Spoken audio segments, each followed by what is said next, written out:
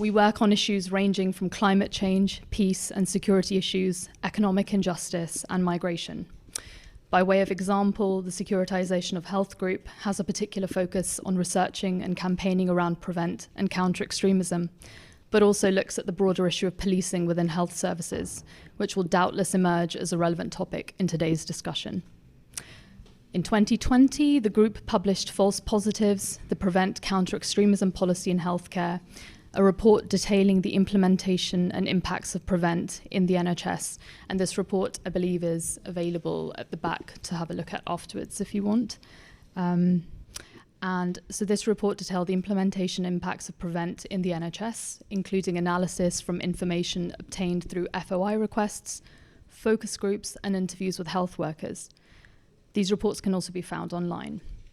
In 2021, we published a follow-up report, Racism, Mental Health and Pre-Crime Policing, the Ethics of Vulnerability Support Hubs, which Hill will be speaking about more later, after we were able to uncover significantly more information on the secretive counter-terror police-led mental health project.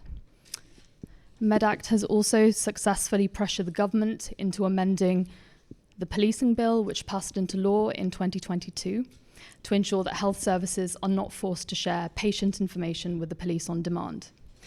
To date, the Medact Research Network is working on another project entitled Criminalising Distress, again, which Hill will explain more, which looks into the impact, accountability and alternatives to the Serenity Integrated Mentoring System. We are seeing the expansion of pre-crime policing into health and other public services, and at Medact we will continue to challenge this trajectory. For this reason, it is increasingly important that we raise awareness of and resist healthcare being used as an arm of government policing, immigration, and counter-terror agendas by becoming complicit in surveillance, which is something that we seek to do with our Securitisation of Health group. In light of all of this, it has never been more relevant to analyse the political economy of mental health in the context of neoliberalism, securitisation, and Islamophobia. And as someone myself who works within NHS mental health services, every day I witness firsthand how we ignore the political architecture in which our communities are trying to survive at our own peril. It now gives me great pleasure to introduce our two panel members, Dr. Hill Aked and Dr. Tarek Younis, who will be joining me in discussion. They are both individuals who have contributed immensely to the field, and their work has been instrumental to my own understanding of the political reality of those of us who provide healthcare and those of us in need of it, which is ultimately all of us. Tarek is a writer and senior lecturer in the Department of Psychology at Middlesex University, teaching on the impact of culture, religion, globalization, and the security policies of mental health. He researches and writes on Islamophobia, racism in mental health, and the securitization of clinical settings. He published his first book this year entitled The Muslim State in Mind, which, thank you, Hill. And there'll be copies available to purchase at the end. And this book delves deep into the politics of the Psi disciplines and the politics of Muslims, demonstrating how psychological theories and practices serve state interests and perpetuate inequality, especially racism and Islamophobia. Hill is a writer and investigative researcher with a background in political sociology. They have conducted research on the Israel lobby, Islamophobia, neoconservative think tanks and the media, the far right, and civil society activism in the struggle for AIDS treatment in South Africa. This year, they have also published their first book entitled Friends of Israel, The Backlash Against Palestine Solidarity, and they have contributed immensely to Medact's research network work, which I'm sure they will tell us more about in a moment. So without further ado, I'd like to begin with my first question. And this is for you, Tarek. Your previous groundbreaking research into the prevent duty has exposed how Islamophobia and institutional racism shape clinical interactions in our mental health services, and how psychologization is used to veil the politics of the clinic. In your book, The Muslim State in Mind, you say, the politics of psychology may reveal something about Muslims, and the politics of Muslims may reveal something about psychology. And I'd like to reflect one of the questions that you ask in your own book back at you. What does Muslim distress reveal about the Psi disciplines and the global north?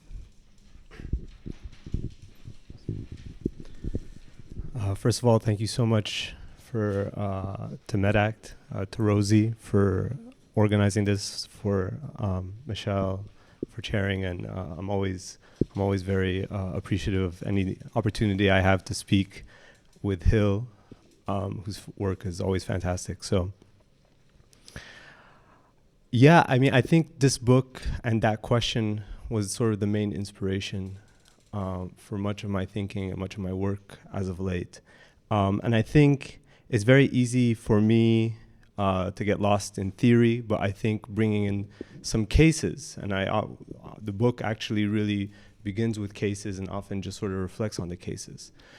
To begin, I think if we want to think about what the politics or the experiences of Muslim distress reveal about the politics of the side disciplines, I first have to kind of introduce what I mean by Islamophobia, because I think it's very easy for us to reduce phenomena such as racism and Islamophobia as experiences of overt and explicit discrimination. Whereas, just so you know, my framework or my pivot around Islamophobia will be the management of ideal Muslim thinking and behaviors, right? So there's sort of boundaries of what an ideal Muslim should act like and think. And so I'll quickly just bring in 3 cases, and I'll try to do it in the shortest amount of time, just to show these nuances of Islamophobia. The first case is that of Ahmed. He went to see a therapist for anxiety that he had during his studies, and the therapist told him, or really the therapist explored very centrally, that his faith, his belief in God, especially Allah, so his religious faith, and in particular his Islamic faith, is somewhat of a crux of the issue that needs to be addressed in his anxiety and in his studies. The second case is that of a Muslim woman. She wears a niqab, which is a face veil that covers everything but the eyes. And she went to see a therapist here in the NHS for her experience of trauma. And the therapist told her in the very first session that one of the signs of successful treatment, that we know that the treatment is succeeding, is her ability to remove her face veil. Okay. The third case is that of Ibrahim, which is that of a Muslim prisoner who was being abused by prison guards.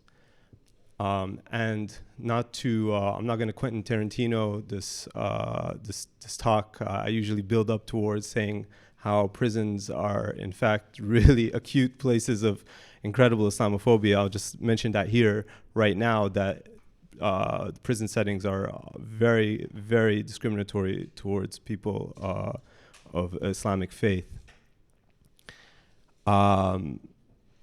He went to see a psychologist in prison, and the psychologist told him, well, maybe to help you, we need to practice more mindfulness. Okay. So these are 3 very different cases, and I think all of these highlight the different nuances, first of all, of Islamophobia, but moreover of the side disciplines and the history of the side disciplines themselves. If we return it back to Ahmed, we know that this idea of Islam in and of itself belongs sort of on the boundaries of Western and European imagination. This isn't something very new. There's books that have been written on this, like Islam and Liberalism. And the fact that someone comes and talks about Islam in particular can already be seen as something that needs at least some element of management or surveillance. Okay. Layla's case is even more significant, and this is the one I often teach on when I talk about it. So the therapist wasn't smiling, but I want you to first of all imagine that the therapist was smiling, because we can imagine, I know cases where that is.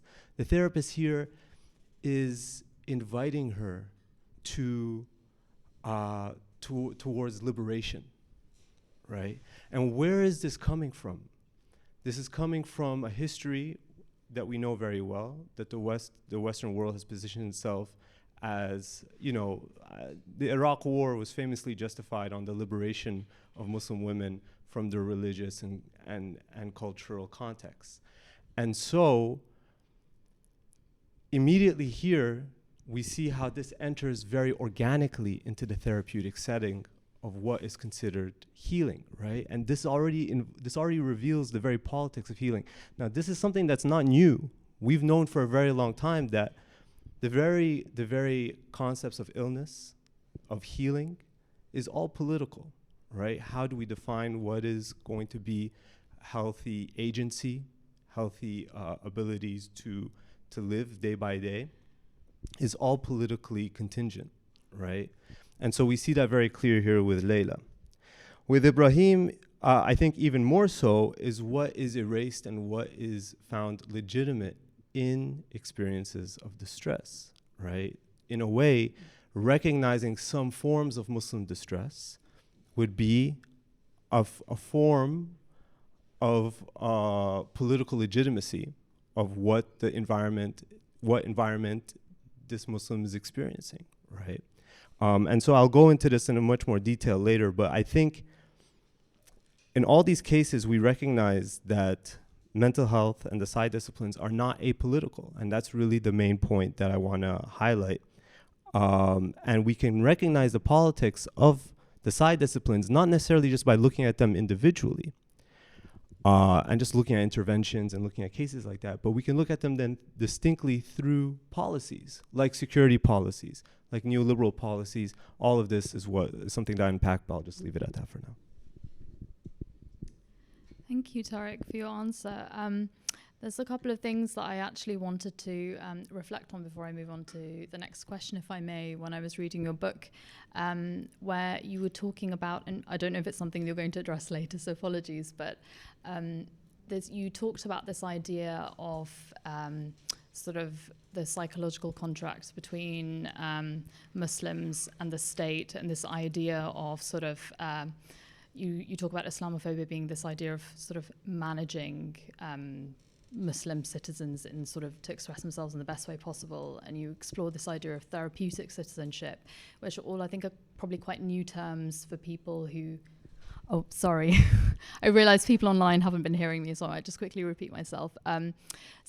In summary, I just wanted to ask a bit more about some sort of terms that you use in your book and sort of, I guess, relatively new concepts that people in the audience might not be as familiar with, and that are actually quite new to me and offered new ways of thinking about the relationship between Muslims and the state. In psychological terms, you specifically mentioned terms such as therapeutic citizenship and this kind of psychological contract that almost mirrors the social contract that people have. And I was wondering if those are terms that you could perhaps talk about a bit more now, or I don't know if it's something you're going to mention later, but. Yeah, thank you. That's a really good question. So again, I think I'll bring two quick cases, and I'll try to say in just one or two sentences each. One is that of Adam. In fact, the book begins with this. So if you were to just pick up the book, you'd be able to read this case right away.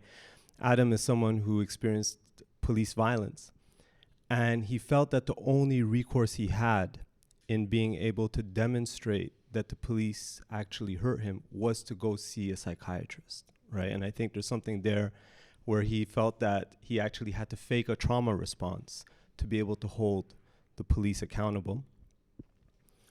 And so there's something about the legibility of violence that the side disciplines, we call it the sort of the therapeutic ethos that we see here in the Western world, that a certain violence, a certain suffering, a certain distress can only be understood, is only legible through the side disciplines, through the therapeutic ethos. And the second case is that of Ibrahim, who is one of my clients.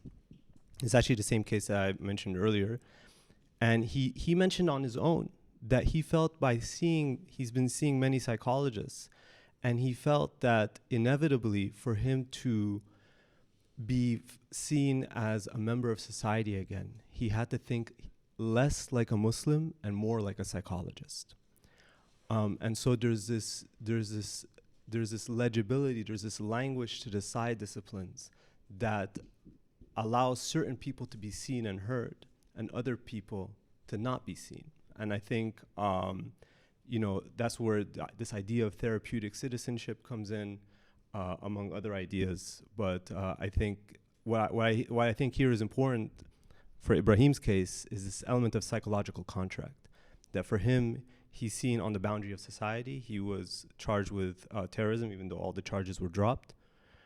But he still finds himself on the boundaries of society. And the only way that he feels himself, he just sort of naturally understands, the only way he feels he can ever be accepted in society again is that, in fact, he psychologizes his every history. Every moment can be charted to, oh, I was anxious, I was depressed, etc. And therefore, that's why I was thinking the way I did. And so that's it. Thank you so much for answering that. And we'll be returning to the themes of how the state harms, how mental health services harm in another question that I have later. But I'd like to turn to Hill and ask a question from you, which actually follows sort of involves similar themes to what Tarek has been speaking about. Your extensive research on the securitization of mental health services has been revelatory with regards to SIM, so the Serenity Integrated Mentoring Scheme that I mentioned earlier, and also vulnerability support hubs, the report that I mentioned earlier that Medact published, and how policing operates within the field of mental health. Can you tell us more about the relationship between psychology and psychiatry and our security services, and what might we learn about the function and purpose of mental health services from the existence of both of these projects? Thanks, Mashal. And I just want to say quickly that, we're very excited to be hosting Tarek. I'm research manager at Medact, as Mashal said, and have a long relationship with Tarek. He was on the academic advisory group for our false positives report on Prevent, and then co-author for the vulnerability support hubs.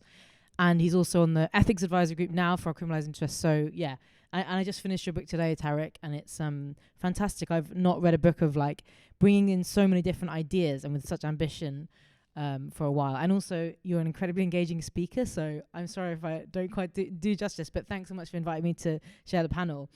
In regards to your question, I'll speak a little bit about two projects which I think might be interesting to people that I know a bit about. The first one is vulnerability support hubs. So this, as Mashal mentioned, is a sort of secretive mental health related project run by UK counterterrorism police, and the hubs were piloted in 2016-17 and premised by counterterrorism police on the vague association between terrorism and mental health conditions. And they claimed that they would divert people away from the criminal justice system who were actually sick. Originally there were 3 hubs, one based in the south, one in the north and one in the Midlands. And they were unique because they embedded NHS mental health professionals within counterterrorism units. So the one in the south, they were literally based in SO15, which is London Metropolitan Police Counterterrorism Command. We know from FOI requests that, which by the way, it took me like a year to get out of counterterrorism police, thousands of people who are suspected of being potential extremists, which is a vague and very racialised term, which the government itself has tried and failed to legally define, have been referred to the hubs, and they refer to the hubs when they're both suspected of being, susceptible to radicalisation and potentially having a mental health condition. But the hubs are not about care. That's very clear. What their real function appears to be is to help the counterterrorism police mitigate the perceived risk that these individuals pose, and also to provide police an easy channel to access health information. In effect, they deploy medicine as a security device, and that illuminates a really concerning trend in what I think in Tarek or someone else's work is referred to as counterterrorism's turn towards mental health. So what did the hubs do, or what do they do? They've now been rolled out, by the way, nationwide, under a scheme called Project Cicero. So they provide counterterrorism police with, it's essentially an avenue to influence medical treatment based on racialized pre-crime security concerns. So we know that mental health assessments of these individuals can be conducted in the presence of police, which obviously can cause clinicians to vary their normal medical practice. We know that intensified monitoring of patient medication regime compliance can take place, partly on the basis of these spurious and racialized security concerns, such as being a quote-unquote convert to Islam was one of the concerns mentioned in the documents we acquired. And finally, we know that even decisions to detain individuals under the Mental Health Act and deprivation of liberty safeguards could sometimes appear to be influenced by counterterrorism police concerns. It's really concerning evidence around potential coercive practices and even the potential use of psychiatry or abuse of psychiatry to facilitate cooperation with police and actually undermining individuals' apparent right to refuse, like, quote-unquote de-radicalization programs. And also, obviously, with regard to health workers, in these hubs, they appear to be acting beyond their remit. So they're helping to assess individuals' future terrorism risk. They are encouraged to perform a surveillance function of the people at the hubs. And they're effectively engaging in this dubious pseudo-scientific de-radicalization work. And one other thing is interesting about the hubs is that they describe themselves as having a no wrong patient model. So the threshold is extremely low, and they use very vague, broad criteria like behavioral and emotional problems. And that's the opposite of the trend we see in mainstream mental health services, where the bar is ever increasingly high and vanishingly small to even access treatment. So I'll leave it there about the hubs. Oh no, the one other thing I wanted to say is that what we think they're doing is that they are pathologizing political expression and also pathologizing socioeconomic vulnerability. And that kind of brings me on to the second thing I wanted to talk about, which is SIM, as Mashal said, Serenity Integrated Mentoring. And interestingly, when we were putting out our report on the vulnerability support hubs in May 2021 was when SIM got to national attention because almost exclusively because of the work of a grassroots campaign group, Stop SIM. And what was, Medact was quite late in jumping on the bandwagon because we were involved in that report, but really the scheme is a mirror image, right? So where the hubs embed medical health professionals into policing operations, SIM places police into community mental health teams. And so they're both about the dissolving boundaries between police and mental health care, or what boundaries we assume there to exist. So I want to just emphasize all credit to the Stop SIM campaign. Just last week, at the end of last week, they announced that they're disbanding after several years of campaigning on this issue. But we're happy to say that individual members of the coalition are continuing to sit on our steering committee for our project, Criminalising Distress, which Mashal and I think some others in this room are kind of involved in. So what is SIM? So it's a model of care developed by a private company, the High Intensity Network, founded by an ex-police officer called Paul Jennings. And it involves police officers in planned non-emergency therapeutic interventions and community mental health teams to manage quote-unquote high-intensity users of mental health services. So people who present to services a lot, call A&E frequently, and are at high risk of suicide and self-harm. And SIM was marketed as a cost-saving mechanism, and its advocates say that it decreases the number of 999 calls and A&E admissions. And it operated according to a neoliberal logic and individualized behaviorist logic with the narrative of individual responsibility at its core that said that the presence of a police officer explaining to someone that, certain high-risk behaviors that express distress, walking down a train track or something, could result in arrest, and that would, help to modify their behavior. And it's essentially a punitive and disciplinary logic that it operates according to. Despite the complete lack of evidence of clinical benefits of police being in community mental health teams, NHS England actually promoted this scheme, and it was adopted by almost half of English mental health trusts.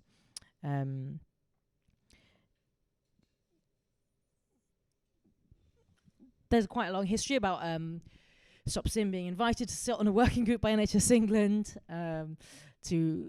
NHS England told mental health trust to review the practice. Finally, they said this March it shouldn't be happening. However, having asked Stop SIM, the grassroots group, to kind of be involved in this work, they then didn't publish the full policy which the group had co-produced. They didn't apologise.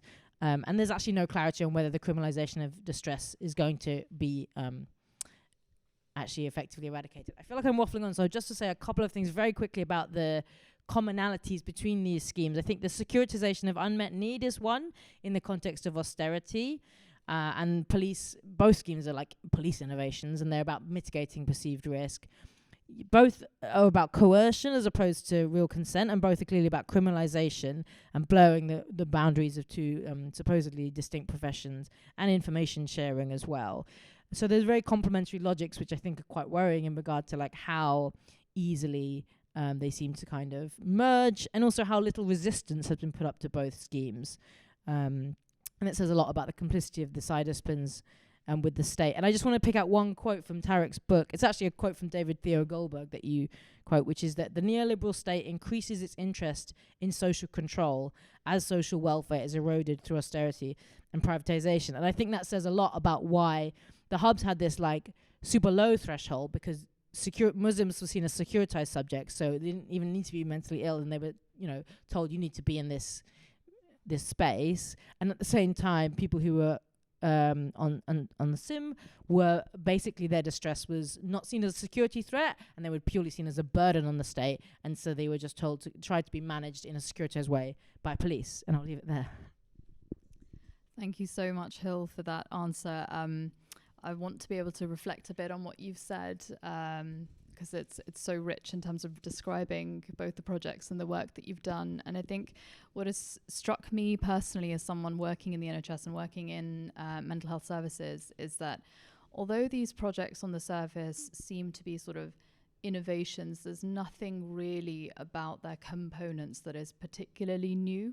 Not to anyone who's been working in mental health services or has been sort of received care or sort of tried to access mental health services. So both in terms of managing unmet need and the response to that being policing, and also managing political dissent or disturbance or something that is disruptive, and the response to that also being policing. I think, policing is heavily embedded in our mental health services, from the way that people are brought into hospital, brought to A&E, transferred between hospital sites. And I think I recently read something about people who are detained under the Mental Health Act when there's an inadequacy of mental health beds.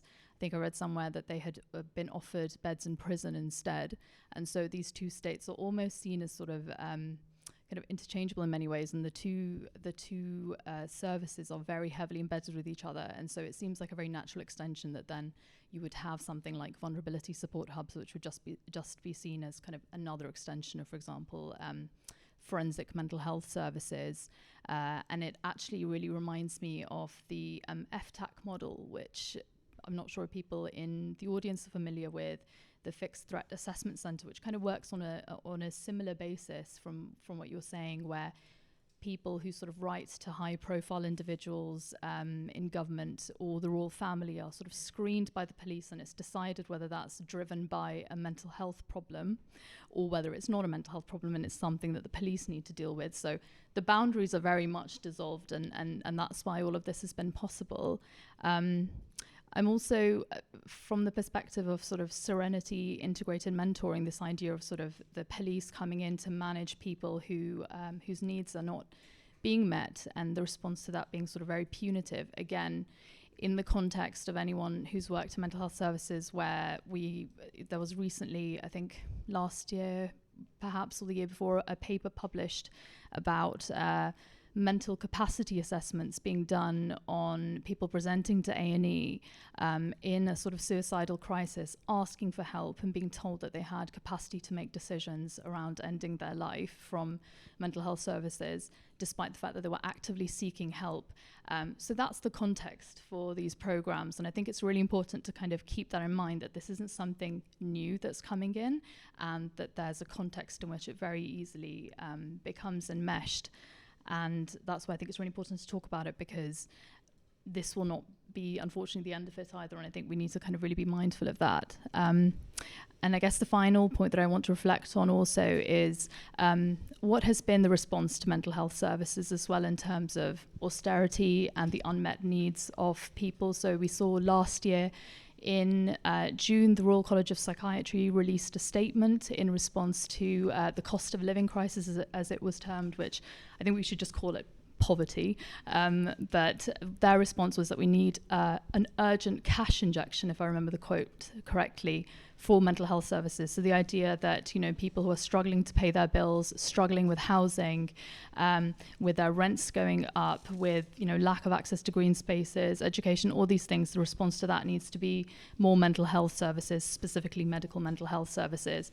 And so what that says about how we conceptualize austerity and our response to that is medicalization and policing. So I think for me personally, that's a really important context to keep in mind. I think that's enough on that topic, but this kind of brings me on to the next question that I really wanted to ask from you both. We've talked about harm quite extensively, and I wanted to be able to talk a bit more about that. So another major theme that's emerged is the politics of harm.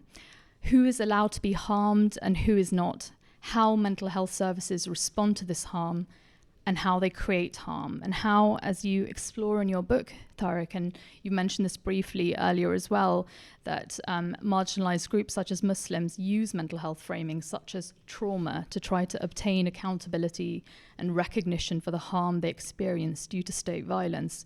And I was wondering if both of you could comment a bit further on the role that the PSY disciplines play in maintaining the inequality of harm and the depoliticization of harm.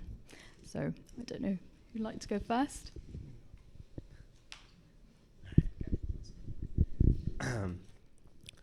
I think depoliticization was a key word there.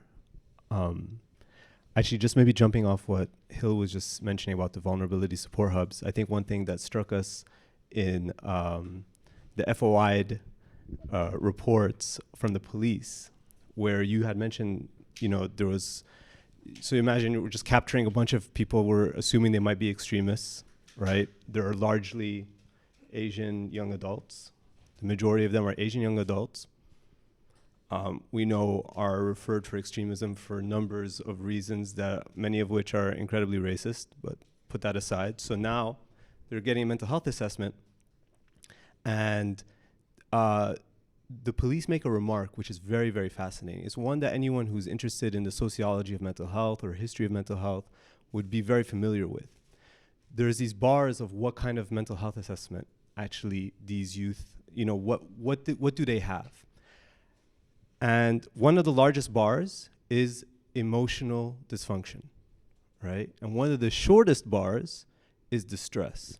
Now, before I tell you what the police actually remark, one thing that we or anyone who's interested in the history of the PSY disciplines, we recognize that there's this political pivot, there's a political jump between legitimate distress and emotional dysfunction, right? So let's take a youth who's really upset about maybe something that's happening somewhere else in the world, right? And they're very, very upset about it.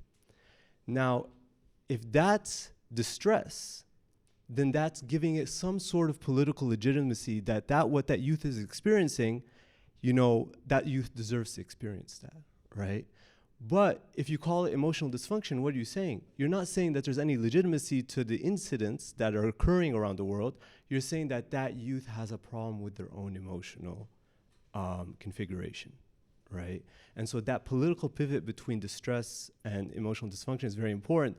And now I'll tell you what the police said, because I find it comes from like divine intervention for me that they would admit to that. But, you know, they actually admit, or whoever wrote that admits, oh, distress is very, very, very low. Most likely that's being pathologized. So the police themselves are admitting this pathologization of distress, of legitimate distress. And that's that depoliticization, because what is occurring?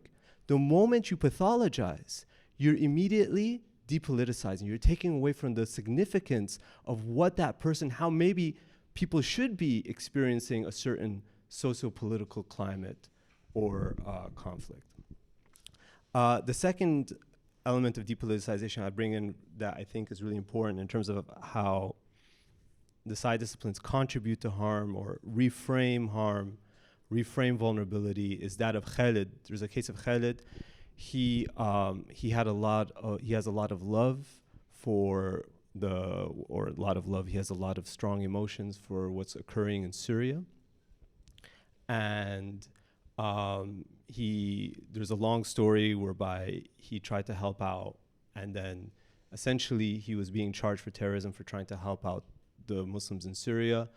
all the terrorism charges dropped. Okay, so just remember that part. All the charges are dropped. Clearly, this person is a young man. He just wanted to help the people there.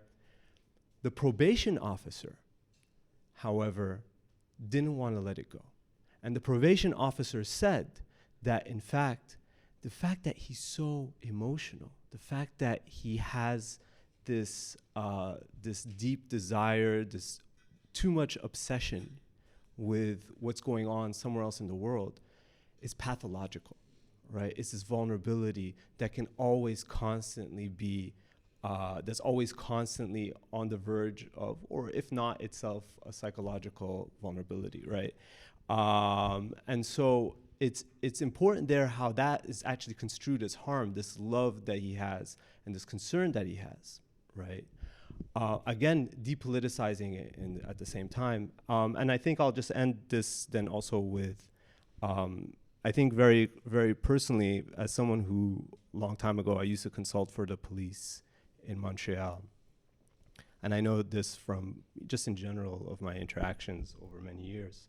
You know, when we think about the harm that comes through Islamophobia, the way it's construed, is often that of a man being attacked on the street, a woman having her headscarf removed, etc., right? Or even more obviously incredible, outrageous examples is that of Christchurch mosque shooting, the Quebec mosque shooting. So these are actual incidents where we know there's a humongous mental health response. Actually, Grenfell Tower also had a humongous mental health response, if not, I think, one of the largest in European history. I think over 1,500 people were seen for mental health, for trauma. But there's something there that's being dismissed through the discourse of trauma. And now, this isn't only coming from me, there's a long history and discussions around trauma. But if you look at narrative exposure therapy, which is one of the main, or one of the treatments that's often provided for trauma, there was a book. And you know, if you see how trauma is framed, it's often as something that's happened in the past. It's something that you went through this experience, and now we're going to help you work through it, right? But what's very clearly amiss, or what trauma ends up doing, is that in fact it takes away from the immediate socio-political climate that may still very well be threatening. If we take the example of Ibrahim before, he has a very intense emotional reaction around police. He's so afraid of seeing any police around because he's been abused by the police, right? Now we treat that for trauma, but trauma is in effect not taking away from the immediate experience of hostility that he has in the environment that he's in. Now, this is sort of one of the dimensions of trauma which becomes significant, but I think it's just important for us to always recognize this depoliticizing impulse in the side disciplines. In a way, obviously, that we recognize has been discussed around poverty and other things to take away from the environment, but I think that's where Islamophobia and Muslims is actually very, very revealing of what the side disciplines continue to contribute on a wider scale. So I'll just leave it at that. Thank you.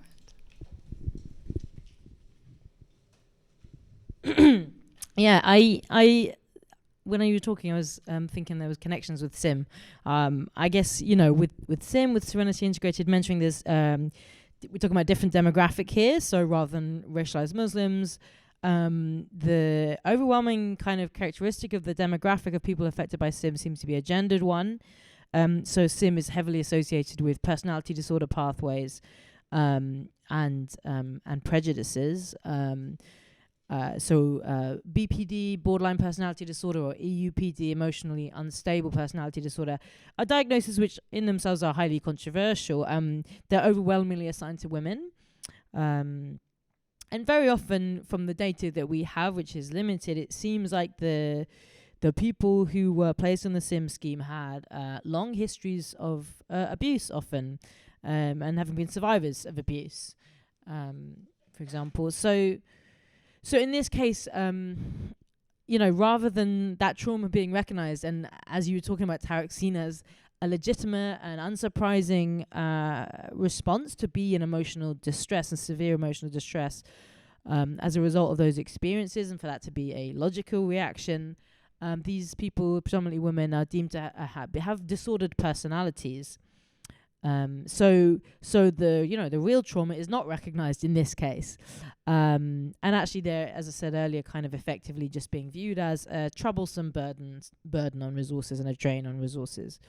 The stigma around BPD, whether it is or it isn't a legitimate diagnosis, is that these people are manipulative, attention seeking. And so, this diagnosis functions as a depoliticizing tool. It strips the social context and their history from what these people have experienced, and it problematizes and blames that individual. So in this sense, I think SIM operates according to very similar logic to, prisons and the criminal justice system, whereby harm that people have had done to them is simply compounded and reproduced through criminalization, and that trauma is then reinforced by a form of state violence. And that fits a wider pattern of criminalization of distress. So more broadly, beyond SIM, police are often involved in, crisis responses, and people still get prosecuted for, alleged offences in relation to self-harm and suicidality. So NSUN, which is the National Survivor User Network, which is a great organisation, check them out. They point out that, being in distress and asking for help is actually criminalised, even though suicide itself was decriminalised. People are still given antisocial behaviour orders, community protection notices, criminal behaviour orders, and threatened with prison after suicide attempts. And they say, NSUN says that these practices, they aim to deter suicidality in the same way that punitive measures supposedly deter crime. But they obviously go no way towards improving the conditions of someone's life that brought them to that point. And one other just final thing is that the stark lack of accountability for the harm caused around SIM is just marked because, and as I said, NHS England promoted this scheme, and there has been no accountability for the people who did that, despite the harm caused on top of to the people who are already in distress. Thank you so much, Hill. We have a few minutes left for a final question, but I just wanted to offer a very quick reflection on what both of you have said and what sort of my experience has been working as well in the NHS in terms of sort of navigating the politics of trauma and this kind of field that is seen to be this panacea and this answer to everything, and is totally depoliticized both in the academy and also in the clinic in terms of what it entails and this recognition of how it operates under capitalism to decide who is deserving of resources and who isn't. Some of you may be familiar with there was a recent documentary on the BBC, the Panorama documentary about ADHD clinics, and what was completely missing from that is why people are trying to access employment adjustments to education, access to housing. All of these happen through a diagnosis, and we're left in a situation where the side disciplines have an immense amount of power in deciding who can not just access medication, but who gets to live in a house, gets to access a whole host of resources. And so there's an entire economy to these terms. And so if we're going to think about kind of moving beyond and conceptualizing beyond this, we need to think about how we're going to address all of these other needs and how we're going to sort of take them outside of the kind of the field of, I guess, medical power and the amount of power that sort of these disciplines have in deciding these things and arbitrating on behalf of the state. But that's something that I'm hoping we can touch on in the last question that I have for both of you, is really about how, we have these neoliberal paradigms of individualized psychopathology, individualized responsibility for staying healthy, building resilience, enabling your own recovery that we've already talked about. And these kind of reign supreme across dominant epistemic frameworks of understanding mental health / illness, and, determine how treatment is delivered, such as in IAPT. And this exists against this onslaught of unrecognized systemic and political and social factors such as poverty, racism, gentrification, environmental damage, and so on. And which all impact our mental health immensely, but are essentially unaccounted for. So my final question to you is one of hope and of radical reimagination, that as we move to change the political narrative of our therapeutic spaces and what constitutes good mental health and what constitutes good mental health care, what do you hope to see emerge in place of this current reality of our neoliberal, heavily securitized, economically deficient, very medicalized mental health services? So that's a very big question. I realize I'm leaving you both with and not very much time, so apologies. I'll start because I actually, don't exercise my radical imagination enough. So I'm actually going to defer to other people's work here. So Liberty and a coalition of groups published a report recently, and there was a section on mental health in that from Ensign that I mentioned, and I just want to kind of really read out some of the bits from there because I think it's brilliant, and it is basically about what abolition means in the mental health context. And they say it means dismantling the harmful practices found in traditional mental health systems and building new structures of care and support rooted in community and mutual aid. So they refer to crisis or soteria houses. I'm not even sure if that's how you pronounce it. They say they're relatively well known. Not to me, actually. It's new to me. I'm going to learn about it. And somewhat formalized examples of community-based, non-coercive crisis care, where the aim is to create a place of sanctuary as an alternative to inpatient admission, grounded in the idea of standing alongside people and supporting their autonomy, instead of subjecting people to a system of care in which they have little voice or choice. But they talk about how actually solutions like that are often very short-term and really limited by underfunding. They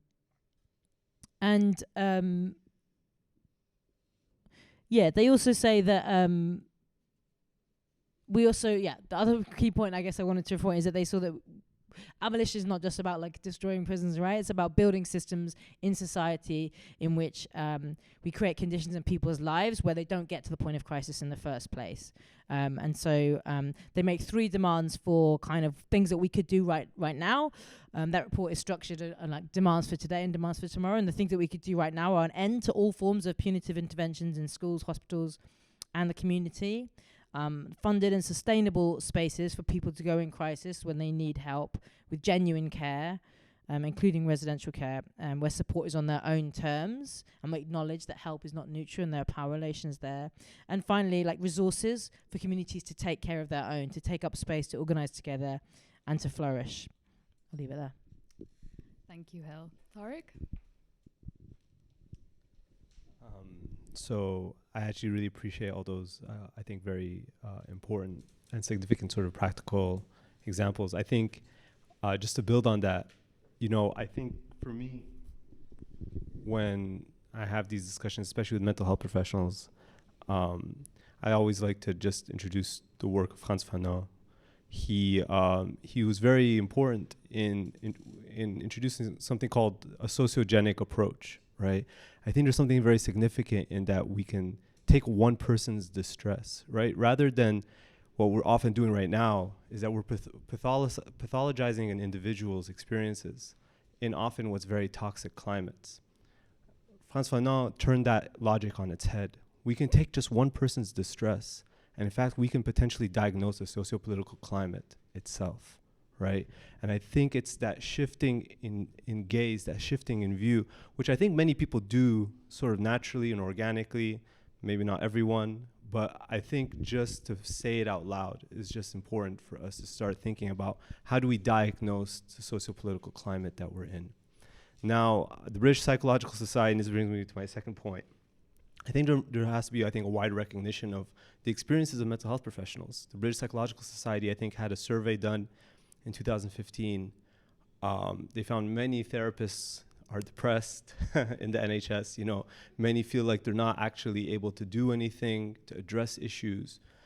And we speak so much about service users, but really, at the end of the day, if it is the political climate that we're discussing, then it impacts everyone, and it'll impact those who have to constantly bandage and remedy issues that are actually not in either their hands or the hands of the person of the people in front of them.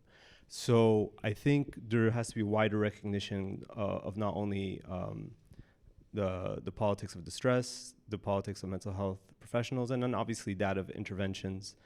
I think maybe I'll just leave it on those notes. Thank you both, and that concludes the panel discussion part of the evening.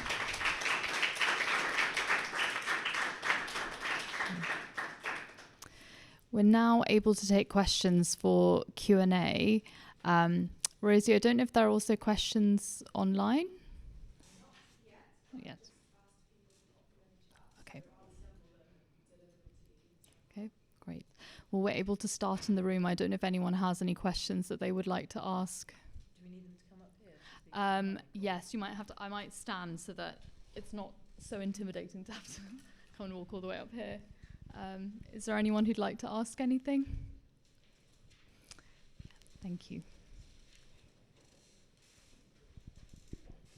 Thank you very much, and thank you for your book, Tarek. I cannot wait to read it.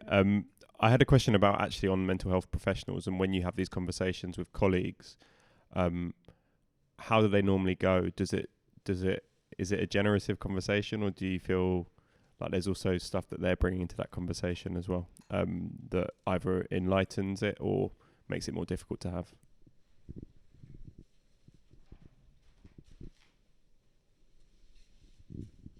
That's a really good question. I think I'm about to put myself on the spot. So, I mean, I think to be generous, I think many mental health professionals are aware of these dimensions, right? Are aware of, okay, are we just really pathologizing poverty? Are we pathologizing security, systems, whatever it might be?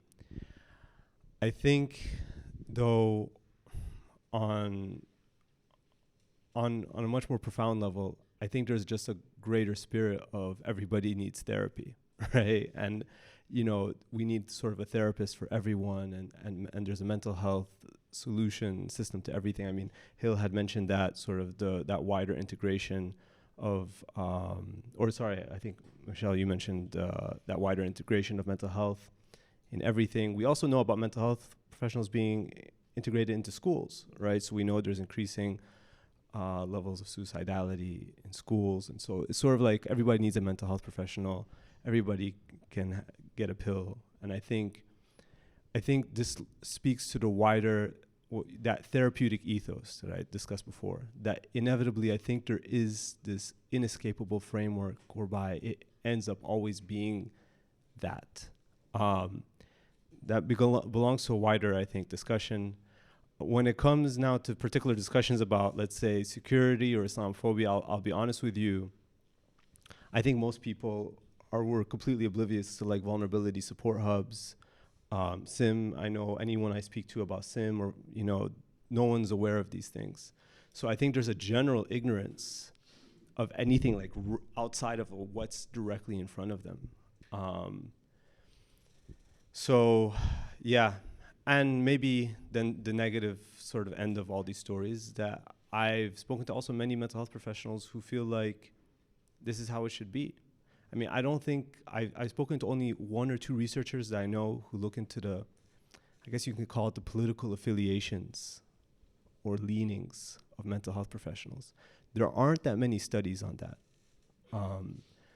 But we know that 65% of the population is highly supportive of increased security, right? Of increased policing practices, border policing, whatever it might be. Where do mental health professionals fit into that?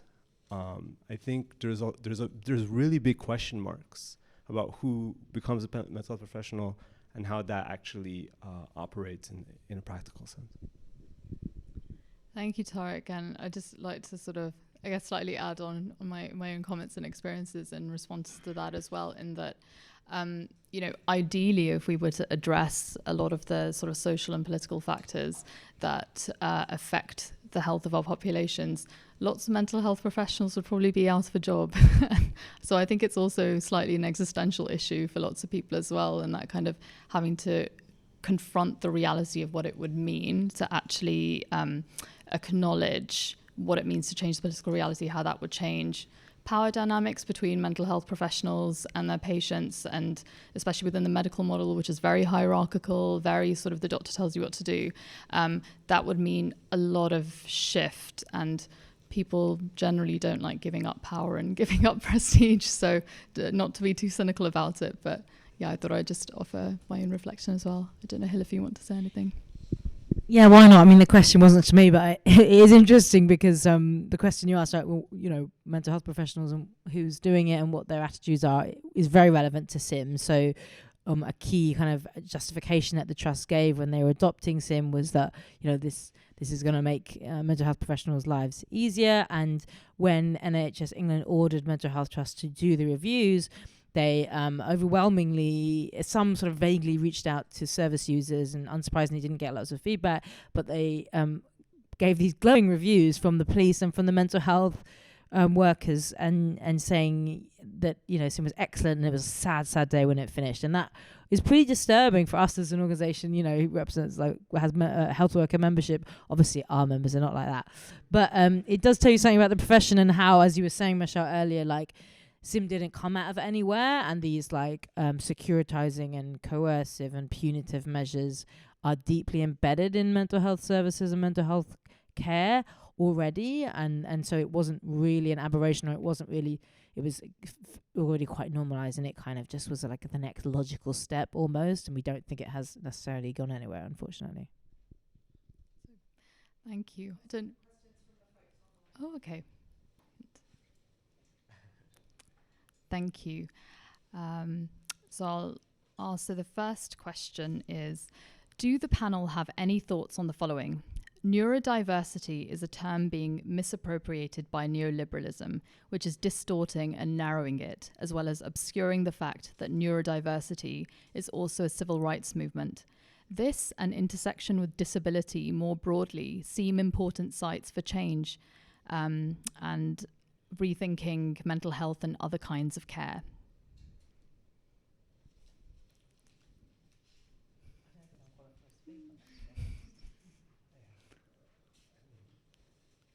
That's also the question written down at the top.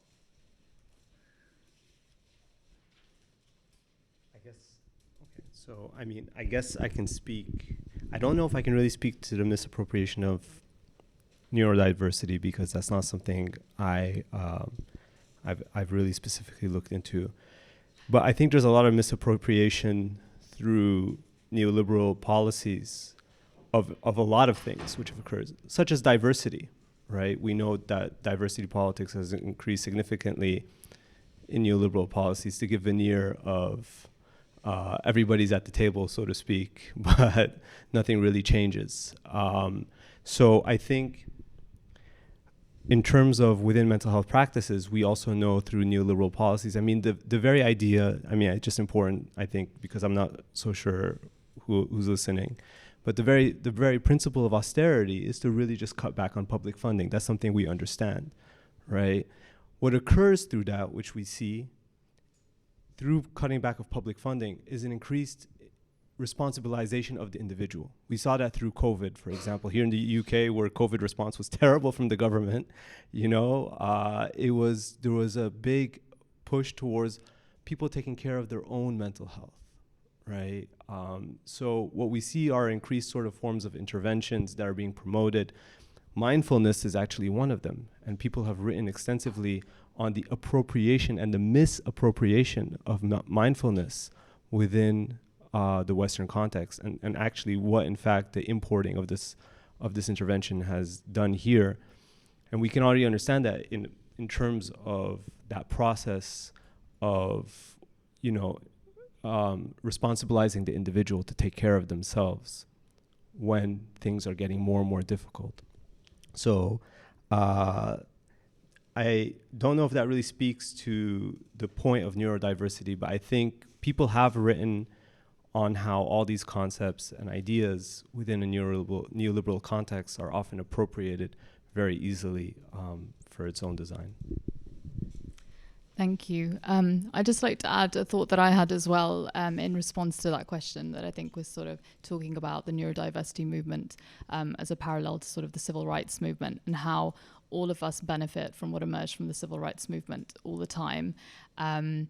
And I think it's interesting just seeing some sort of conversations that I've been witnessing that feature almost a certain degree of resentment and sort of this idea that people who are identifying as neurodiverse are sort of trying to access resources that lots of people actually just want in their day-to-day life, in terms of they don't want work to be so terrible and so difficult. They want to be able to spend more time with their families.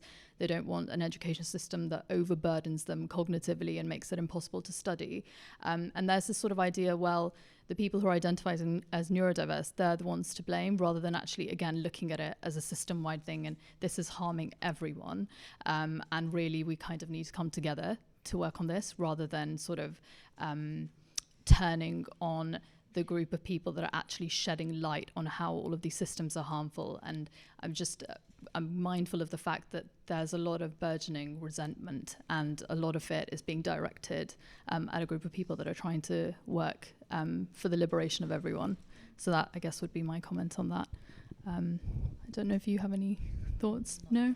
Okay. Are there any other questions in the audience physically here before we go to another question online? Is there anything anyone wants to ask? Yeah. Thank you. Yeah, sorry, I didn't want to take up the space if there was other people, but yeah, thanks everyone on the panel. I guess I don't have like very well like thought out or like pre-formulated question. Like it feels quite like an emotive question, but it does seem like, because I guess Tarek, in your definition, for example, of Islamophobia, you talk about like the management of like the ideal Muslim kind of subjectivity. Which, to be honest, like Hill, when you've been talking about like SIM and vulnerability support hubs, kind of is another instance of the, like essentially mental health service side, the side disciplines essentially seeking to manage ideal subjectivities. And I just wondered, like, it seems as though, because often we talk about like the encroachment of security services, securitization into mental health services, but what it seems like is that there's something very intrinsic to the side disciplines that, you know, brings in securitization. So I just wondered, do you think that it's a thing of it actually being rotten to the core? Like, I don't, sounds quite strongly worded, but I'm thinking in terms of the police, for example, not just like one bad apple, not just one bad policy, that there's something specific and intrinsic within the side disciplines. And if so, like, what's the role of kind of like left-wing, radical psychiatrists, psychologists, psychotherapists, counsellors, etc., working within this kind of like the neoliberal, racist state that we live in now? Thank you.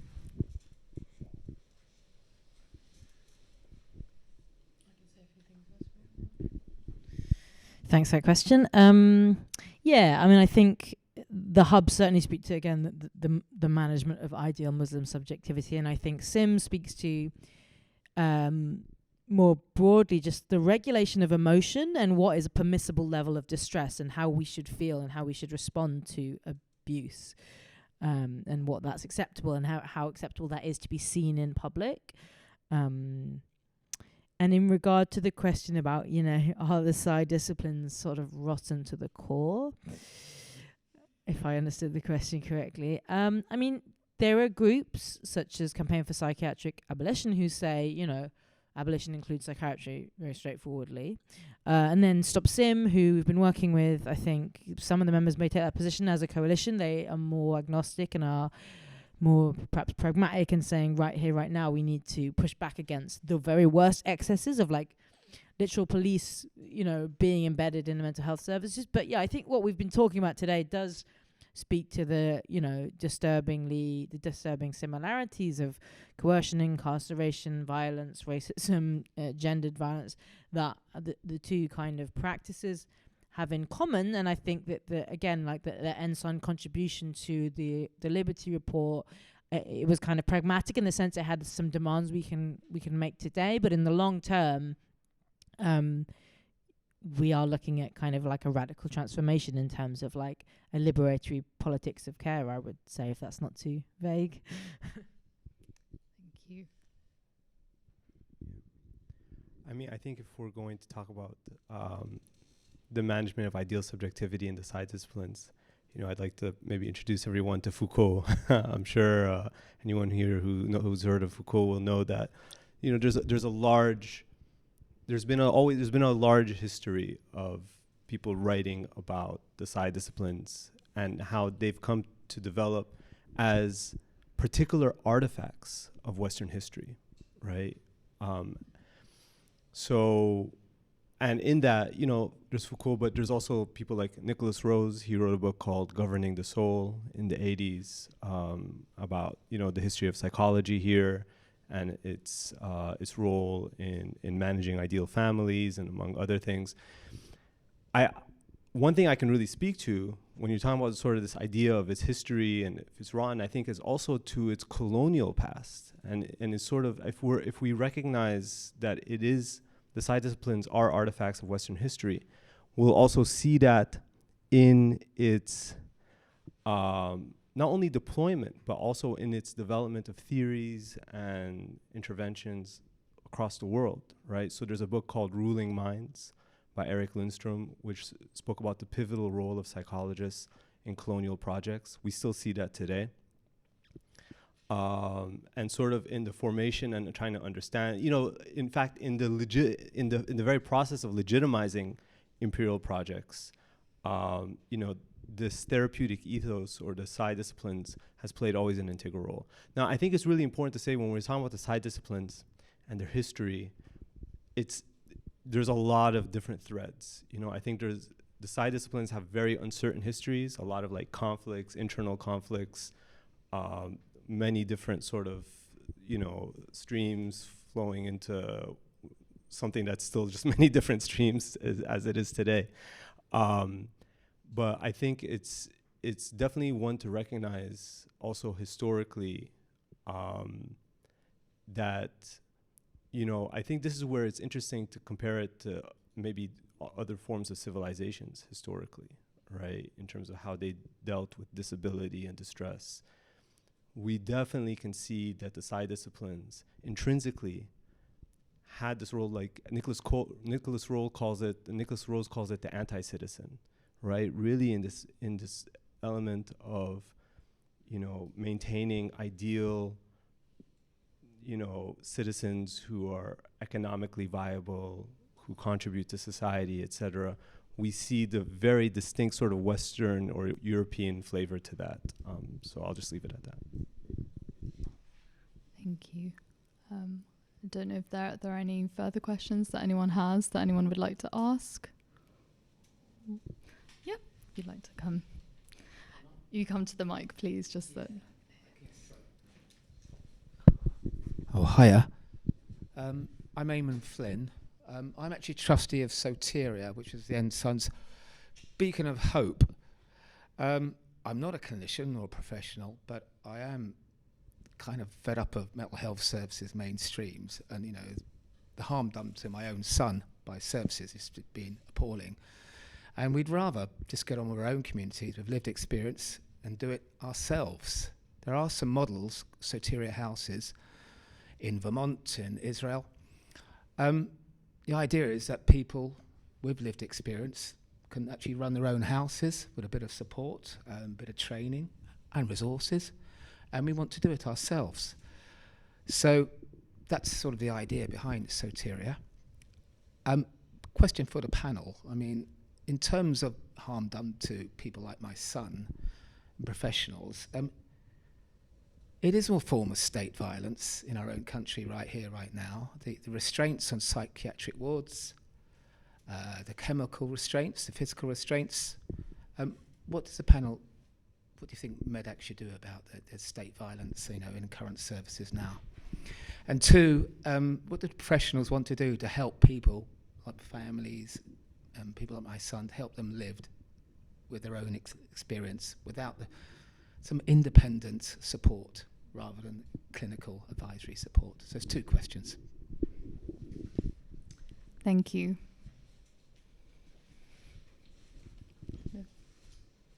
To start? Yeah, thanks so much for that question and sharing your experience. To be honest, speaking from a Medact perspective, I think we are working that out ourselves. We are a small organisation that has gotten quite a lot bigger in the last few years.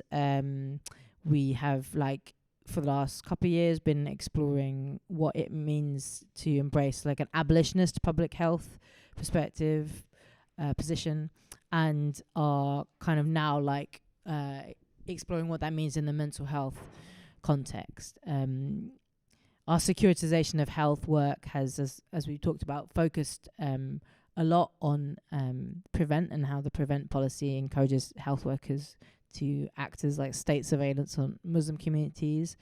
But yeah, I mean, I can say from a personal perspective and on behalf of all the staff, and I think most of our members, like the stories that are coming out of inpatient psychiatric units are horrific, and clearly there's a very, very strong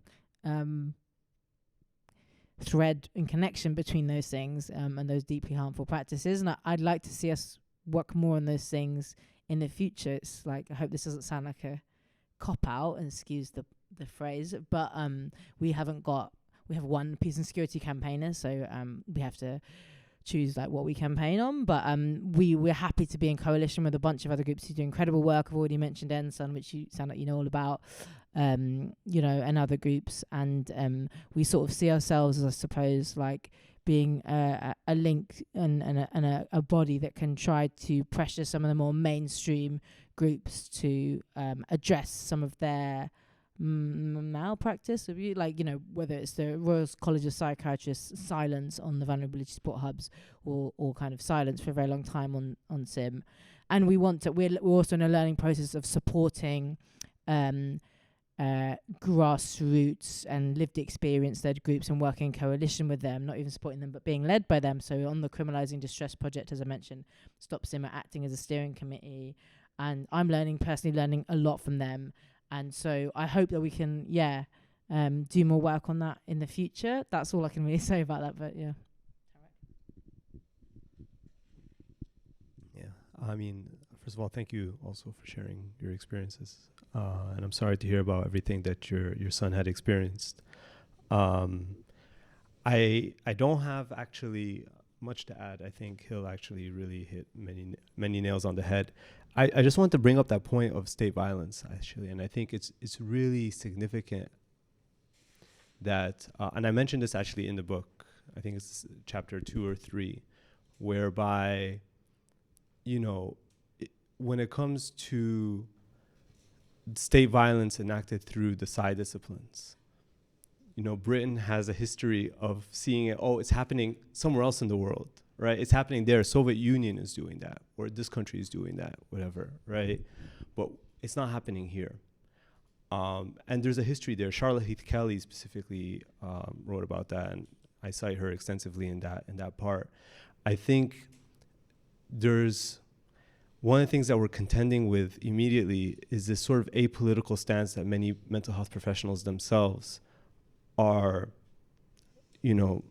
allegedly taking. That there's no politics involved in any of the things that they do, and obviously they believe that it's all based on sound science or whatever it might be. And I think that's a huge wave that we're constantly contending with. This idea that their work is apolitical, that there is no state violence happening here. When violence happens, it's these bad apples, right? So it was a bad apple psychiatrist here, a bad apple psychologist there. And I think that's profoundly one of the main challenges that I think we'll confront. But it does speak to that need for alternative services and alternative places of sanctuary, as you had mentioned. And I think hopefully we can grow to develop that. That's something I'm also working to develop, especially for people who've been securitized. So many, if not almost exclusively, all the clients that I see are people who've been securitized in some shape or form. They would love to, find support, let's say in the NHS, hypothetically. They definitely don't, because they feel that place is compromised. They don't know what might happen to them. So they need alternative places of support to be able to feel seen and validated. And I think we need to, as a community, increasingly start developing that for ourselves. Thank you both to Tarek and Hill, and I think that concludes the Q&A part of the session. So thank you very much, everyone, for listening, and I really want to thank the panel for everything that you've contributed. I know I've learned even more from the last hour and a half, and there's so much for me to reflect on and go away and think about and sort of discuss with other people I know, and I'm sure that will be the case for everyone who is watching from home, online, and also here in the audience. So I really want to thank you both for giving us your time, and I also want to thank the audience so much for coming after a long day at work or wherever you've come from, and it was very sunny earlier on, so thank you for choosing to join us here at Amnesty, and thank you so much. And also thank you to the Medact team as well, to Rosie, to TJ, and to Ben, and to everyone who's sort of helped this happen today. So thank you very much.